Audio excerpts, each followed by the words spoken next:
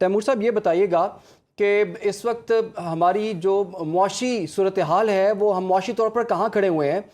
کچھ سال پہلے آپ کو یاد ہوگا جو ایک بڑا خاص بیان آیا تھا کہ ہماری معاشی صورتحال معیشت جو ہے وہ آئی سی یو میں ہے، تو کیا وہ نکل آئی ہے اور کیا ہم صحیح ڈگر پر آگے ہیں اور کیا میکرو اکنامک سٹیبلٹی ہم نے حاصل کر لی ہے؟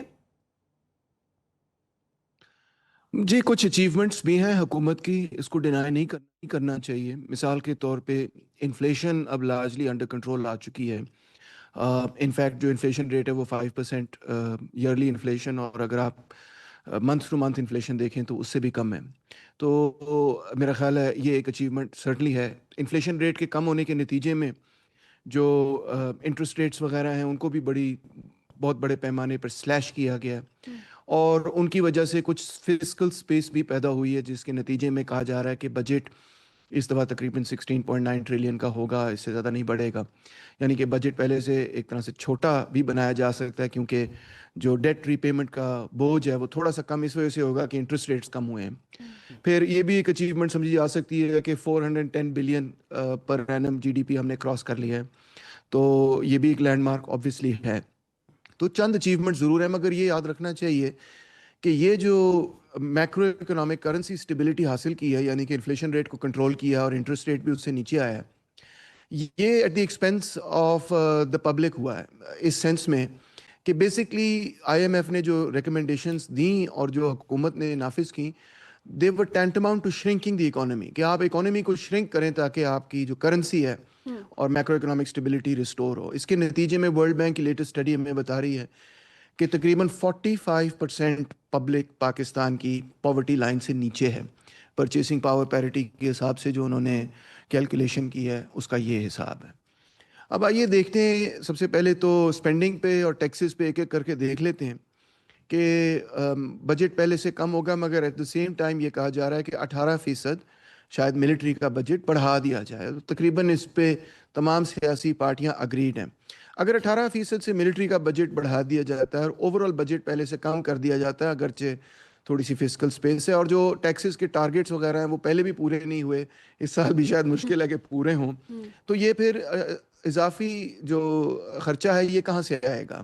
یہ ہو سکتا ہے کہ جو ڈیولپمنٹ سپینڈنگ ہے اس کو کم کر کے آئے۔ مثال طور پر مفتاح اسماعیل صاحب نے تو کہا ہے کہ ڈیولپمنٹ سپینڈنگ کو سلیش کر دیا جائے تاکہ پھر فوج کے لیے تھوڑی سی اسپیس بن جائے۔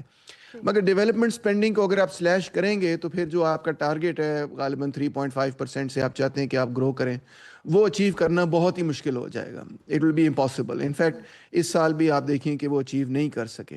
آٹو انڈسٹری بہت زیادہ پریشان ہے آئی ایم ایف کی ریکمنڈیشنز کے نتیجے میں، تقریباً وہ انڈسٹری اب اڑنے لگی ہے۔ ریئل اسٹیٹ پہ بہت بات چیت ہوتی رہتی ہے، مگر آئی ڈونٹ تھنک کہ اس میں کوئی خاص ہمارے پاس سلوشن ہے۔ اس کی وجہ یہ ہے کہ ریئل اسٹیٹ جو ریمیٹنس منی ہے وہ واپس آتا ہے، لوگ گھر بناتے ہیں۔ سب سے بڑا جو میرے نزدیک معاملہ ہے جو لانگ ٹرم اکنامک وائبلٹی کے لیے بہت ہی اور گروتھ کے لیے بہت ہی ضروری ہے، وہ یہ ہے کہ سسٹینیبل ڈیولپمنٹ گولز کے مطابق وہ ملک ترقی نہیں کر سکتا جو کہ 4% اپنی جی ڈی پی ایجوکیشن پہ نہ خرچ کرے۔ سب کہتے ہیں knowledge economy, I T economy, A I آ گیا، یہ ہو گیا، وہ ہو گیا، مگر ہم بہت پیچھے ہیں اس میں۔ مثال طور پہ ہماری جو خرچہ ہے تعلیم پر، وہ 1.9% آف جی ڈی پی ہے، 4% نہیں ہے، اور انڈیا کا 4.1% ہے، یعنی وہ سسٹینیبل ڈیولپمنٹ گولز کے مطابق ہٹ کر رہے ہیں ٹارگیٹ پورا۔ اور یہ اصل میں سوچنے والی بات یہ کہ یہ مین وجہ ہے کہ اگر ہمیں انڈیا سے مقابلہ کرنا ہے جس چیز میں ہم پیچھے ہیں، ہم ملٹری میں پیچھے نہیں ہیں انڈیا سے۔ ہم نے دیکھ لیا انڈیا نے ہمیں بلی کرنے کی کوشش کی، مگر ملٹری کے اعتبار سے ہم نے اپنا دفاع کیا اور بخوب دفاع کیا، لوگ بڑے اس پہ مطمئن ہیں۔ مگر جس چیز میں ہم مطمئن نہیں ہیں وہ ہے ایجوکیشن۔ انڈیا بہت آگے ہے ایجوکیشن میں۔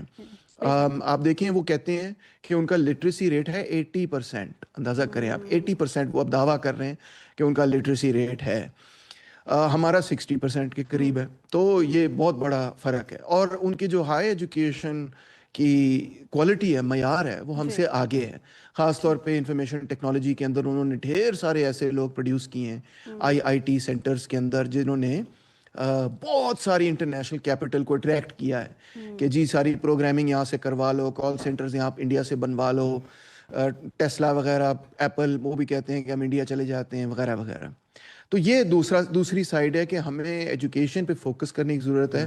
انڈیا سے اگر مقابلہ کرنا ہے تو ایجوکیشن کے بغیر نہیں کیا جا سکتا. آخر میں یہ کہوں گا کہ ٹیکسز کا ٹارگٹ تو ہم نے پورا نہیں کیا. ہم نے زیادہ تر بوجھ، اورنگزیب صاحب نے زیادہ تر بوجھ جو ہے یا بہت سارا بوجھ جو ہے وہ سیلریڈ لوگوں پر ڈالا ہے.